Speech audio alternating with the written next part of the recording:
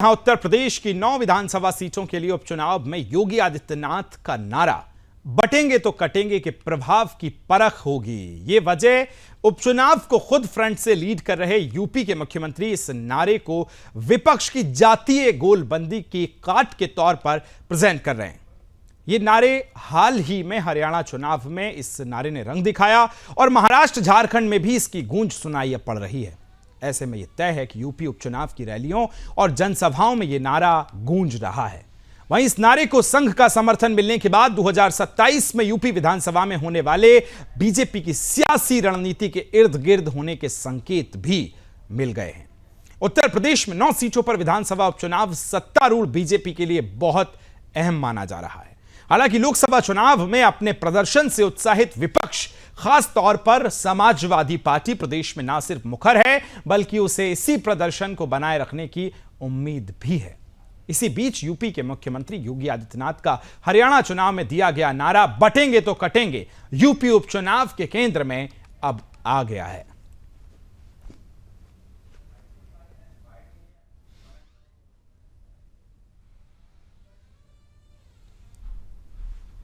तो देखिए, लगातार चुनाव जो है वो अब गहराता हुआ नजर आ रहा है और नजर में अगर आप समझने की कोशिश करेंगे तो समाजवादी पार्टी है, लेकिन मुख्यमंत्री योगी आदित्यनाथ हार्ड लाइन जहां भी पहुंच रहे हैं उपचुनाव में प्रचार करने के लिए, या तो अपने संबोधन की शुरुआत बटेंगे तो कटेंगे से करेंगे या उसके मध्य में ये जिक्र जरूर करते हैं।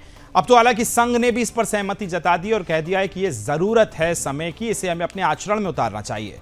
मुख्यमंत्री के साथ अब प्रधानमंत्री नरेंद्र मोदी ने कहा कि अगर हम बटेंगे तो बांटने वालों की महफिल सजा दी जाएगी। ये प्रधानमंत्री ने कहा तो उसके बाद अब धार जो है उत्तर प्रदेश के उपचुनाव में आ गई है। चूंकि 27 से पहले सत्ता का इस सेमीफाइनल के तौर पर भी इस चुनाव को देखा जा रहा है। आज करेंगे इसी पर चर्चा। कुछ खास मेहमान हमारे साथ जुड़ेंगे जिसमें अशोक यादव साहब समाजवादी पार्टी से प्रवक्ता होंगे, आलोक बट साहब हमारे साथ भारतीय जनता पार्टी से नेता और प्रवक्ता, आसिफ हुसैन मेरे साथ मुस्लिम स्कॉलर जुड़ेंगे, महंत शुभम गिरी जी मेरे साथ जुड़ेंगे, हिंदू धर्मगुरु हैं। आप सभी का बहुत बहुत स्वागत है।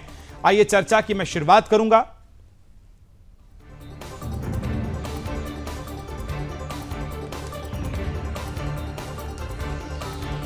तो चर्चा की शुरुआत सबसे पहले आलोक बट साहब आपके साथ करना चाहता हूं। उत्तर प्रदेश में जिस तरह से उपचुनाव नजदीक आ रहे हैं, एक नारा जो इस पूरे चुनाव कैंपेनिंग के केंद्र में नजर आता है, बटोंगे तो कटेंगे, लेकिन समाजवादी पार्टी उस पर काट निकाल रही है। अखिलेश यादव कहते हैं कि बटेंगे तो पिटेंगे। इस तरह के नारों का प्रयोग किया जा रहा है, कैसे देखते हैं आप बट साहब? देखिए, लोगों के जहन में अभी तक जो बांग्लादेश में हुआ वो शायद याद नहीं है। जिस तरीके से अल्पसंख्यकों को वहां पर उनके साथ जिस बर्बरता से पेश आया गया, बलात्कार, लूट, पिटाई, घर लूटना, सामान लूटना, और जब वो एक होकर सड़कों पे आ गए तो सब लोगों की सिट्टी पिट्टी गुम हो गई। आज भारत के चारों तरफ जिस तरीके से पाकिस्तान, म्यांमार, श्रीलंका जी के लोग एक नहीं हुए। एकता में ही श्रेष्ठता है, एकता में ही एकजुटता है, एकता में ही मजबूती है, एकता में ही कर्मठता है। और योगी जी ने जो बात कही है वो भारत के लिए बहुत प्रासंगिक है और अभी हमको सबको एक होना पड़ेगा। ये जो दल हैं, अभी आपने अखिलेश जी का नाम लिया, ये और बिहार में राजद, ये शुरू से समाज के खासकर हिंदू वर्ग को बांटकर हिंदू के साथ साथ मुसलमानों को आत्मसात करके ये राजनीति की अपनी जुगत वर्षों से लगाए हुए हैं। और आज भी जो पीडीए है वो समाज को बांटकर ही समाज के सारे वर्ग को उसमें लेने की कवायद नहीं है। हाँ। तो पीडीए में सिर्फ एक पर्टिकुलर लोगों को लेकर और एक जमात बनाकर मेजोरिटी बनाने की। ठीक है, अशोक यादव साहब किस तरह से देखते हैं इस नारे के इर्द गिर्द पूरा चुनाव, और बहुत कम समय अब तो रह गया, अब चुनावों में कितने कॉन्फिडेंट हैं आप? अशोक जी। तो देश खत्म होगा, इसलिए योगी जी ने जो कहा है कि अगर हम एकजुट अशोक जी की आवाज नहीं आ रही है। तो श्रेष्ठ रहेंगे। एकजुटता में ही एकता है, इसी तरीके की कवायद से। ठीक है, आलोक बट साहब लौटूंगा आपके पास। बिल्कुल अशोक जी, आपको आवाज मिल रही है मेरी? जी जी, आवाज आ रही है। जी मेरी आवाज नहीं आ रही बोलिए। है? आ रही है आपकी, आ रही है अब, बोलिए। देखिए, मैंने ये कहा कि ये जो इस तरह के नफरती नारे हैं, ये नारे राष्ट्रीय Swayamsevak Sangh private limited company में बनाए जाते हैं। हम्म,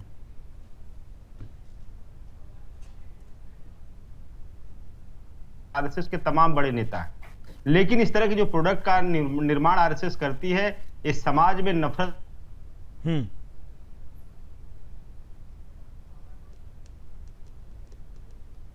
करना, देश के संसाधनों पे कब्जा करना, ये उसका उद्देश्य आरएसएस का है। लेकिन पीडीए समाज जानता है कि अगर वो बटेगा तो उसकी नौकरियां कटेगी, और काटने वाला कौन है? जो नारा लगा रहा है। योगी सरकार ही उन पीडीए समाज की नौकरियों को काटता है, उसके आरक्षण को काटता है। तो आप देखिए, 69,000 शिक्षक भर्ती में 19,000 लोगों की नौकरियां काट दी गई। कौन काटा? जो नारा लगा रहा है, आज बांटोगे कटोगे। तो आप नारा लगा रहे हो बांटोगे कटोगे।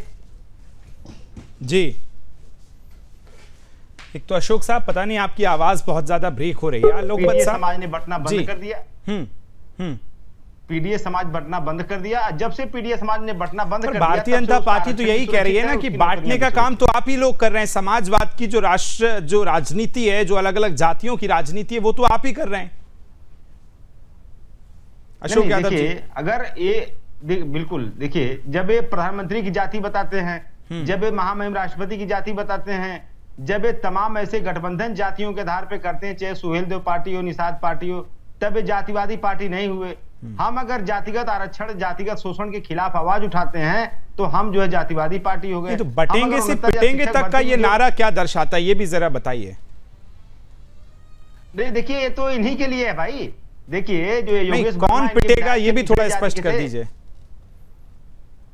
पिछड़ा समाज, दलित समाज, आदिवासी समाज, अल्पसंख्यक समाज अगर बटेगा तो योगी सरकार के द्वारा पिटेगा, मोदी सरकार के द्वारा पिटेगा, भाजपा के गुंडों के द्वारा पिटेगा। इसलिए अच्छा। पीडीए समाज को एकजुट रहना है। और आलोक PDA साहब समाज बताइए, वो एकजुट कह रहे हैं रहेगा। कि आप लोग पीटेंगे अगर जो ये समाजवादी, ये जो अलग अलग जातियों के लोग हैं, अगर इनको, जो दलित हैं, आदिवासी हैं, इनको पीटने की बात आप कर रहे हैं। बताइए आलोक भट्ट साहब, जरा जवाब दीजिए। आलोक साहब, आवाज आ रही है आपको?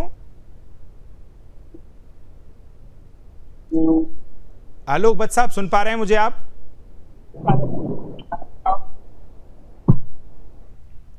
मुझे लगता है, चलिए, आलोक जी तक आवाज नहीं जा रही है। और साथ ही मेरे साथ दो मेहमान और मुझे ज्वाइन करेंगे। आसिफ हुसैन जो है मुस्लिम स्कॉलर हैं, महंत शुभम गिरी जी हिंदू धर्मगुरु हैं। जैसे ही आएंगे उनके पास चर्चा की शुरुआत करेंगे।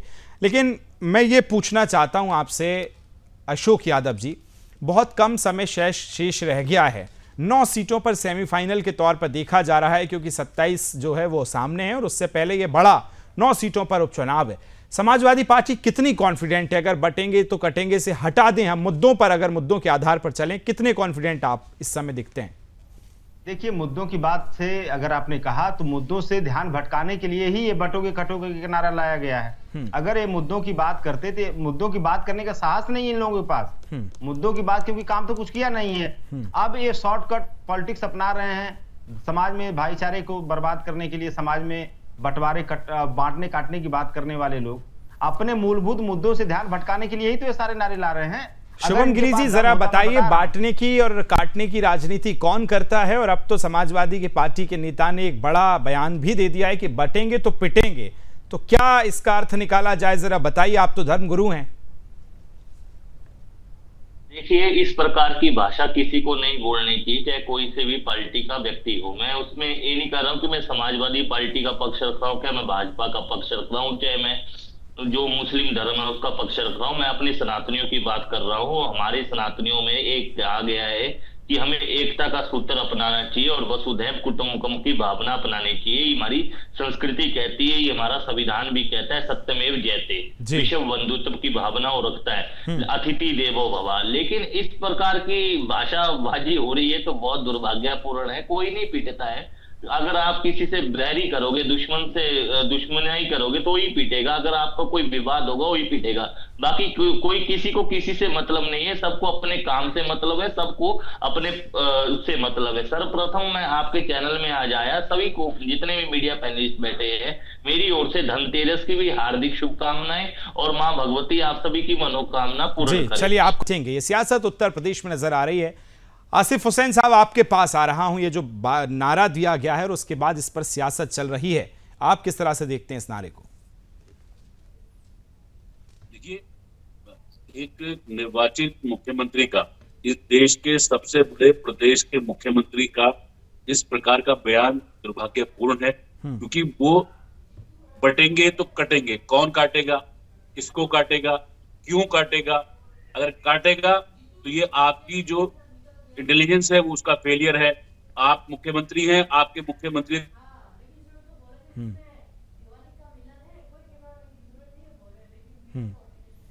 चलिए, मुझे लगता है नेटवर्क थोड़ी सी प्रॉब्लम है, लेकिन आसिफ हुसैन साहब, मैं बता दूं कि आपने बटेंगे तो कटेंगे तो देखा, लेकिन उसके बाद जो नारा दिया गया कि एक रहेंगे तो नेक रहेंगे, शायद वो नहीं सुना है।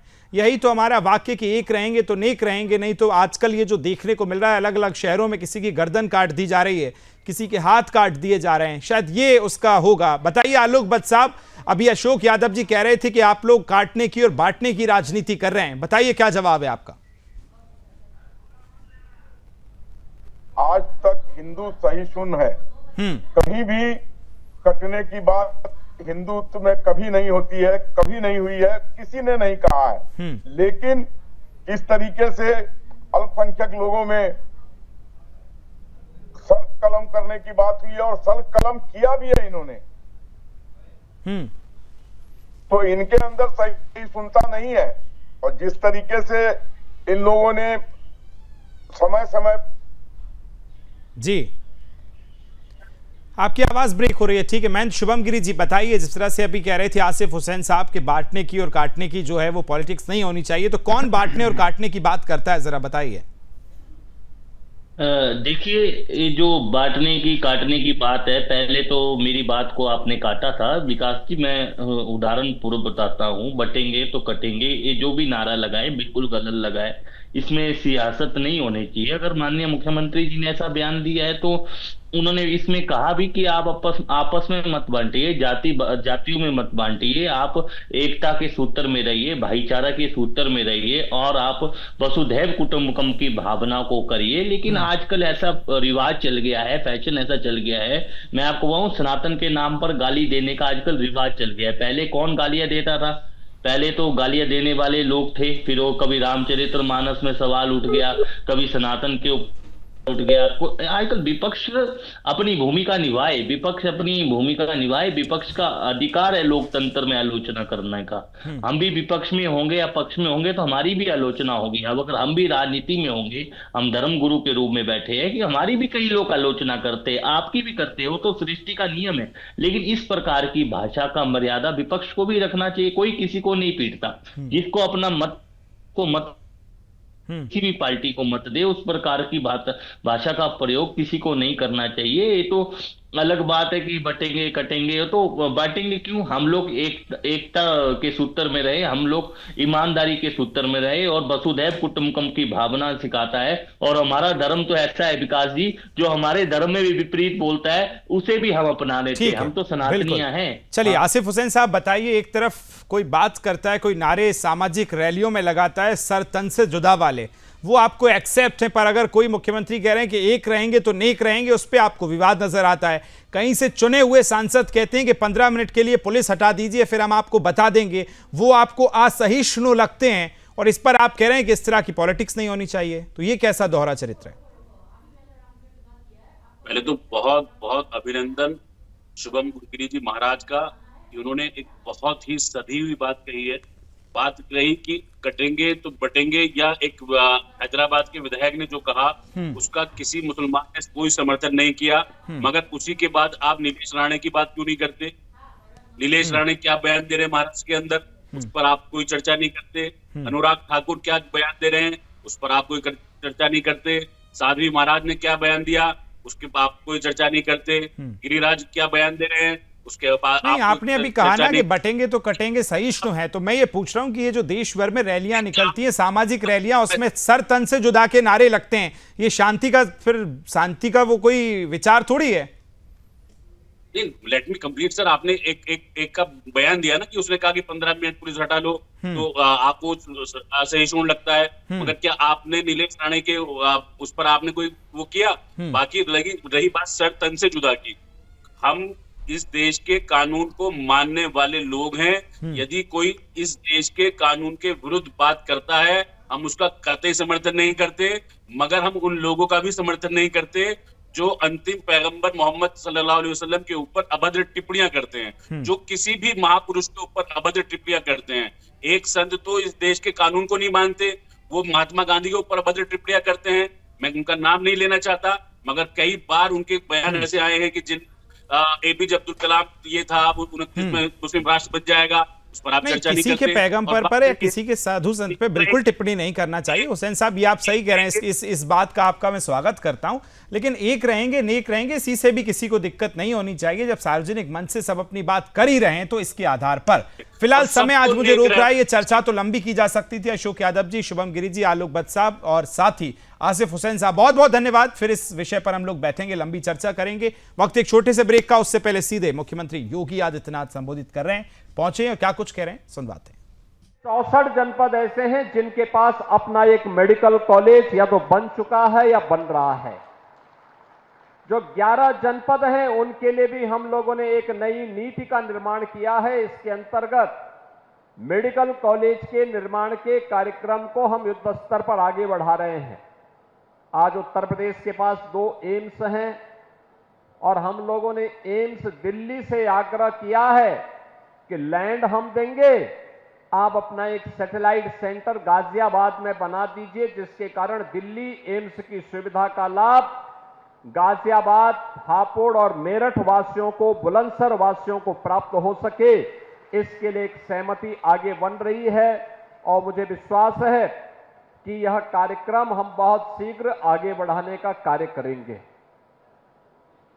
उत्तर प्रदेश देश के अंदर सर्वाधिक आयुष्मान भारत की सुविधा का लाभ प्रदान करने वाला राज्य है। 5 करोड़ 14 लाख से अधिक उत्तर प्रदेश के नागरिक आयुष्मान भारत का गोल्डन कार्ड प्राप्त कर चुके हैं और श्रमिकों के लिए तो और भी सुविधा हम लोगों ने इस दिशा में आगे बढ़ाई है।